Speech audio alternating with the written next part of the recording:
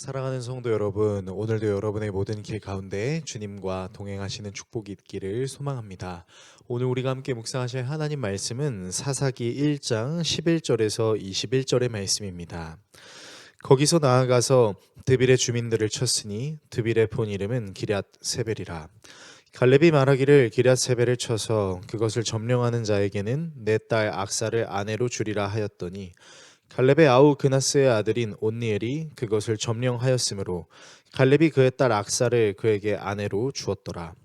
악사가 출가할 때에 그에게 청하여 자기 아버지에게 밭을 구하고자 하고 나귀에서 내림에 갈렙이 묻되 내가 무엇을 원하느냐 하니 이르되 내게 복을 주소서 아버지께서 나를 남방으로 보내시니 샘물도 내게 주소서 하매 갈렙이 윗샘과 아랫샘을 그에게 주었더라.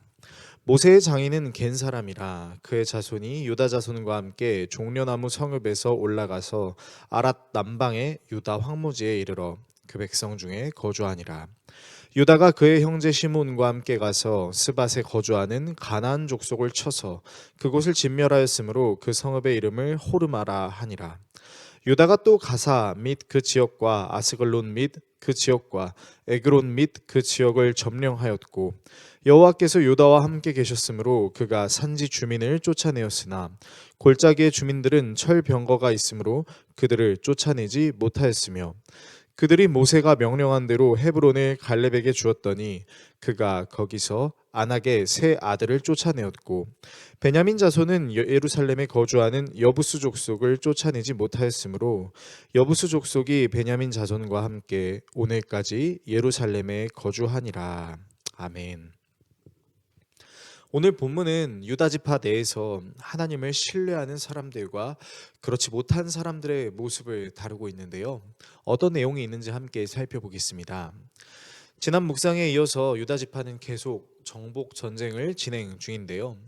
유다 지파는 드빌, 다른 말로 기럇 세벨의 정복을 준비할 때 유다 지파의 리더인 갈렙이 기럇 세벨을 쳐서 점령하는 사람은 자신의 딸 악사와 결혼시키겠다라고 말합니다. 갈렙의 이 말이 현대에서는 마치 여성을 비하하는 것처럼 들릴 수 있겠지만 이 시대 때에는 이런 발언이 매우 영광스러운 말로 적용이 되었습니다. 집단의 리더의 딸과 혼인할 수 있다라는 것은 일종의 명예와 같은 것이었던 것이죠. 그때 갈렙의 동생 그나스의 아들인 온니엘이 기럇세벨을 용감하게 점령하여 갈렙의 딸 악사와 혼인을 하고 악사는 출가하기 전 남편을 통해 아버지 갈렙으로부터 땅을 받고 이후 자신이 직접 아버지 갈렙에게 남방 즉 메마른 땅을 내가 받았으니 샘물도 달라라고 이야기합니다. 악사가 아버지로부터 받은 땅은 황무지와 같은 곳이었지만 그것에 대해 불평하려고 하는 것이 아니라 필요한 것을 요청함으로 일종의 개척을 하고 있다라고 할 수 있겠지요.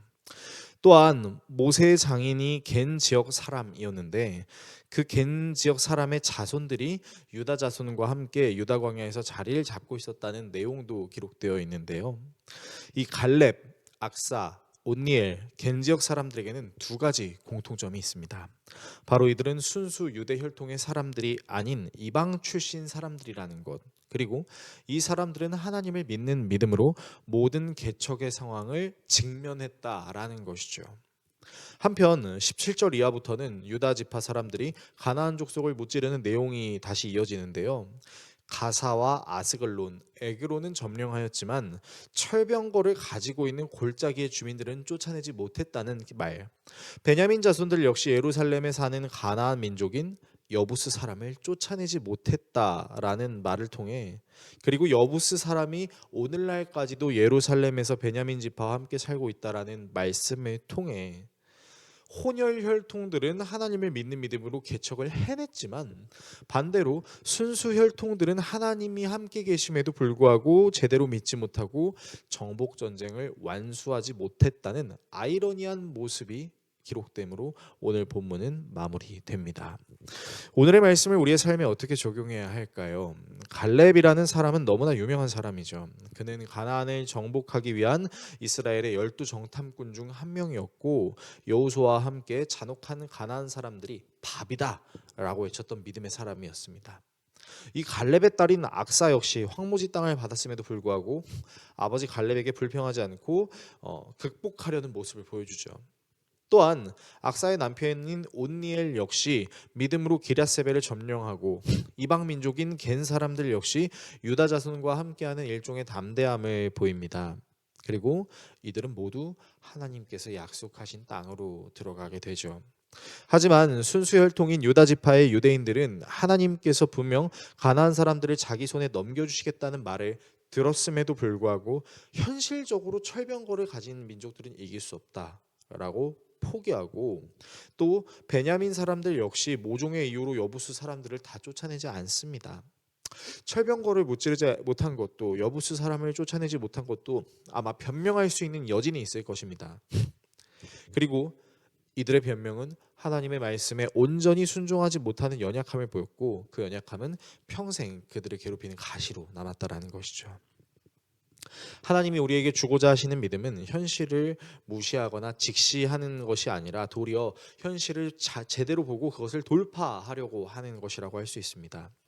예수님의 제자였던 베드로는 물 위에 계신 예수님을 바라봤을 때는 물 위를 걸을 수 있었지만, 물 주변에 출렁이는 파도와 바람을 봤을 때 물속으로 빠져버렸었죠. 그러나 그런 베드로에게 손을 내미시는 예수님으로 인해 그 바다에서 다시 일어났다는 것을 우리가 기억한다면, 오늘 본문을 통해서 현실 감각이 우리의 믿음을 지배하려고 하는 그 순간 하나님의 인도하심을 통해 현실 감각을 이겨내는 믿음이 있어야 되는 것을 알 수 있을 것입니다. 이 믿음을 통해 세상이 감당하지 못하는 하나님의 사람이 되실 수 있기를 예수 그리스도의 이름으로 축원합니다. 기도하겠습니다.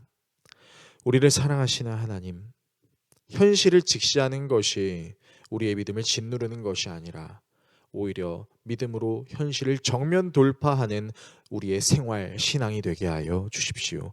예수 그리스도의 이름으로 기도합니다. 아멘.